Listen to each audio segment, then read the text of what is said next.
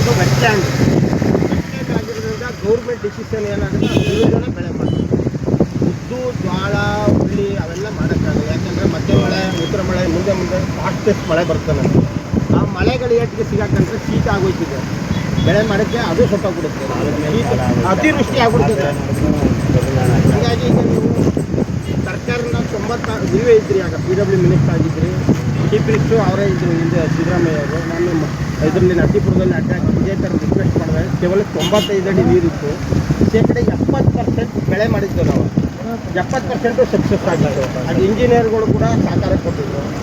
ಈಗ ನಿಮಗೇನು ನಾನು ಹೇಳಂಗಿಲ್ಲ, ಈ ಭಾಗದ ಎಲ್ಲ ಶಾಲೆನೂ ಗೊತ್ತು ನಿಮಗೆ, ಅಭಿವೃದ್ಧಿನೂ ಗೊತ್ತು, ಅಧಿಕಾರನೂ ನಾನು ಆ ವಿಚಾರದಲ್ಲಿ ಇದು ಇಲ್ಲ. ನಾನು ಈಗ ನಿಮಗೆ ಮಿನಿಸ್ಟ್ರಿಗಿರಿ ಹೋಗಿದ್ದಕ್ಕೆ ನನಗೆ ಬೇಜಾರಾಗದೆ, ಅದು ಬೇರೆ ವಿಚಾರ.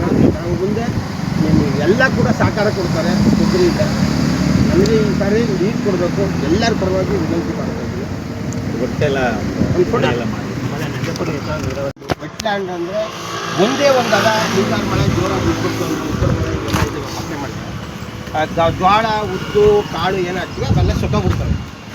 ನಮಗೆ ಕನಿಷ್ಠ ಒಂದು ವಾರಕ್ಕೆ ಒಂದು ನೀರು ಕೊಟ್ಟರೆ ಭತ್ತ ಬೆಳಿಬೋದು ಅಂಥ ಭೂಮಿ ಪ್ರದೇಶ ಇದು. ಅಕ್ಕಿ, ಭತ್ತ, ಬಿಸಿ ಬೆಲ್ಲದ ಈ ಪ್ರದೇಶದಲ್ಲಿ ನೀರು ಇಲ್ದೇ ಇರೋದು ನಿಜಕ್ಕೂ ದುರ್ದೈವ. ಅದರಲ್ಲೂ ಒಂದೇ ಕುಟುಂಬದ ಇಬ್ಬರು ಬೇರೆ ರಾಜಕಾರಣಿಗಳಿದ್ದು ನಮಗೆ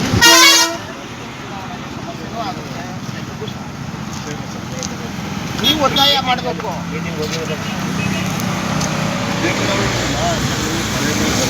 ಕಾವೇರಿ ಗುಡಿ ಅಂತ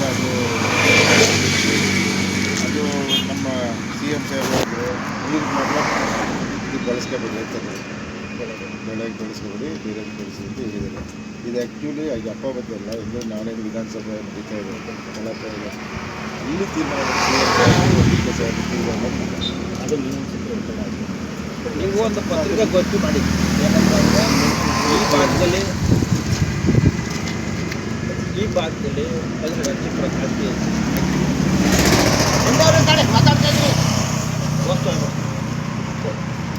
MP ಅವರು ಬಂದವರು ಮಾತಾಡ್ತಾ ಇದ್ದಾರೆ.